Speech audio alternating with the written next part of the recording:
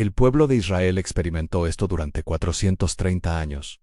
Humillación, silencio, injusticia, y cada noche solo una pregunta en el corazón: ¿dónde está Dios? Pero el libro del Éxodo nos revela que, cuando parece que Dios guarda silencio, en realidad está preparando la liberación, una salida, un camino en medio del mar, un oasis en medio del desierto. En esta historia no solo verás milagros, plagas y montañas en llamas, verás algo mucho más poderoso: un Dios que escucha, un Dios que desciende, un Dios que camina con su pueblo incluso cuando falla. Si alguna vez sientes que has perdido el rumbo, si ya estás harto del peso que llevas, si alguna vez pensaste que tu historia no tenía final, entonces quédate, porque esta es tu historia completa del libro del Éxodo.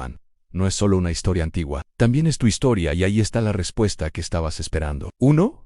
La opresión en Egipto. Después de la muerte de José, un nuevo faraón que no lo recordaba vio al pueblo hebreo crecer y lo percibió como una amenaza. En lugar de aliados, los vio como un riesgo y decidió esclavizarlos para romper su espíritu y detener su crecimiento. Bajo un sol abrasador, transportaron piedras, fabricaron ladrillos y construyeron ciudades para el faraón. Los látigos caían, las manos sangraban, pero el pueblo se fortalecía. El faraón endureció su corazón aún más, ordenando a las parteras hebreas que mataran a los varones recién nacidos. Ellas, temiendo a Dios, desobedecieron. Entonces el faraón decretó que todo niño varón fuera arrojado al Nilo. En medio de esa oscuridad, dolor y lágrimas de madres indefensas, comienza la historia del Éxodo, una realidad marcada por el sufrimiento, pero también por la esperanza, porque aunque Dios parecía guardar silencio, ya estaba preparando a su libertador.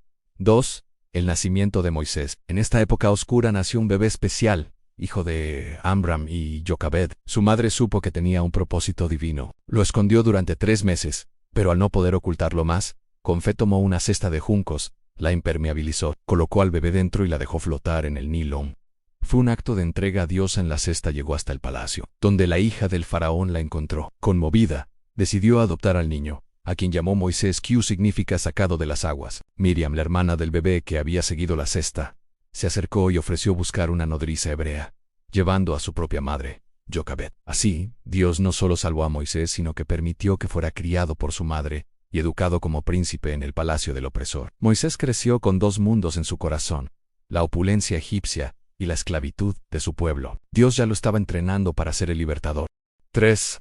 Moisés huye a Madián. Un día, Moisés presenció a un egipcio golpeando brutalmente a un hebreo. La sangre hirvió en sus venas y al ver que nadie lo observaba, intervino, matando al egipcio y enterrándolo en la arena. Al día siguiente, al intentar mediar en una pelea entre 2 hebreos, uno de ellos lo confrontó: ¿quién te hizo jefe? ¿Vas a matarme como mataste al egipcio? Moisés supo que su acto era conocido. Cuando el faraón se enteró y ordenó su ejecución, Moisés huyó por su vida al desierto. De príncipe a fugitivo, llegó exhausto a un pozo en Madián. Allí defendió a unas pastoras de unos hombres que las molestaban dándoles agua. Su padre Jetro lo recibió, le dio hospedaje y con el tiempo, Moisés se casó con su hija Séfora, tuvo un hijo y se convirtió en pastor. Para el mundo, su historia parecía terminada, pero a los ojos de Dios, recién comenzaba su preparación. 4. El llamado en la zarza ardiente. Años después, mientras pastoreaba, Moisés llegó al monte Horeb. Allí vio una zarza que ardía sin consumirse. Al-Azorcars. Una voz lo llamó desde el fuego: Moisés, Moisés. Era Dios. Le ordenó quitarse las sandalias, pues estaba en tierra santa. Dios se presentó como el Dios de Abraham, Isaac y Jacob y dijo: he visto la aflicción de mi pueblo en Egipto, he oído su clamor y he descendido para librarlos. Luego le dio la misión: yo te envío a Faraón para que saques a mi pueblo. Moisés, sintiéndose incapaz, preguntó: ¿quién soy yo? Dios respondió: yo estaré contigo. Moisés aún dudaba: si me preguntan tu nombre, ¿qué digo? Dios reveló su nombre más profundo: yo soy el que soy. Así Moisés, el fugitivo y pastor, recibió el llamado de ser el libertador de Israel. 5. Moisés regresa y se enfrenta a Faraón. Con su hermano Aarón como portavoz, Moisés regresó a Egipto. Primero reunieron a los ancianos de Israel. Les contaron la promesa de Dios y mostraron señales milagrosas. El pueblo creyó y adoró. Luego se presentaron ante Faraón con el mensaje divino: deja ir a mi pueblo para que me celebre fiesta en el desierto. Faraón se burló: ¿quién es el Señor para que yo obedezca? No solo se negó, sino que incrementó la carga de los hebreos, ordenando que hicieran la misma cantidad de ladrillos pero sin proveerles la paja. El pueblo agobiado se quejó contra Moisés. Angustiado, clamó a Dios, quien respondió con firmeza: ahora verás lo que haré a Faraón. con mano fuerte los dejará ir. La batalla entre el Dios verdadero y el orgullo humano había comenzado. 6. Las 10 plagas de Egipto. Comenzó un enfrentamiento divino contra los dioses falsos de Egipto. Cada plaga demostró el poder absoluto de Dios sobre la creación. Las aguas del Nilo se convirtieron en sangre. Ranas invadieron todo. El polvo se convirtió en piojos. Enjambres de moscas atormentaron a los egipcios, pero no a los hebreos en Gosén. Una plaga mató al ganado egipcio, pero no al de Israel. Úlceras brotaron en personas y animales. Granizo y fuego destruyeron cultivos y árboles. Langostas devoraron lo que quedaba. Tinieblas densas cubrieron Egipto por 3 días, mientras en Gosén había luz. Tras cada plaga, el corazón de Faraón se endurecía. Finalmente, Dios anunció la 10ª y más severa plaga. 7. La Pascua y la 10ª plaga. Dios anunció la muerte de todo primogénito en Egipto a medianoche, pero dio un camino de salvación.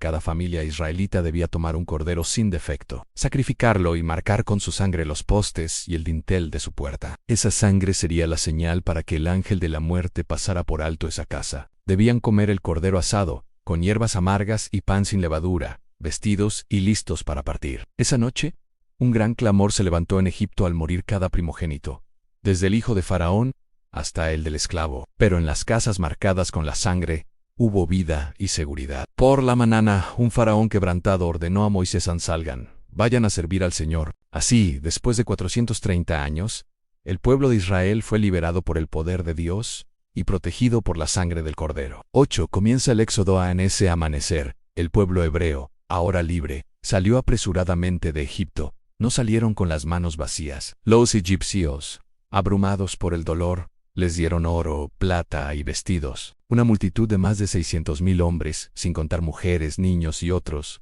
comenzó la marcha. Dios los guiaba de día con una columna de nube que los protegía del sol, de noche con una columna de fuego que los iluminaba y calentaba. No los llevó por el camino más corto, sino por el desierto hacia el Mar Rojo, para evitar un enfrentamiento prematuro que los desanimara. Moisés llevó consigo los huesos de José, cumpliendo una antigua promesa. Cada paso era un paso de fe hacia la tierra prometida. 9.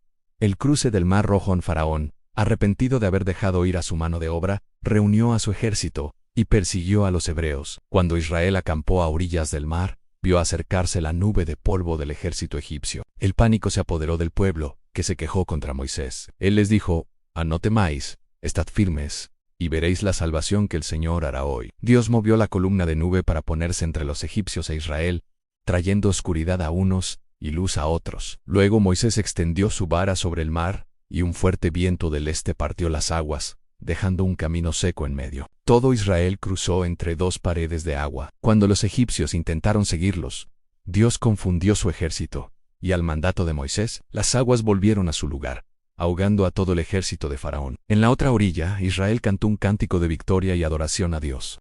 10. Maná y agua en el desierto. En el desierto, el pueblo pronto sintió hambre y sed, olvidando la esclavitud y anhelando las ollas de Egipto.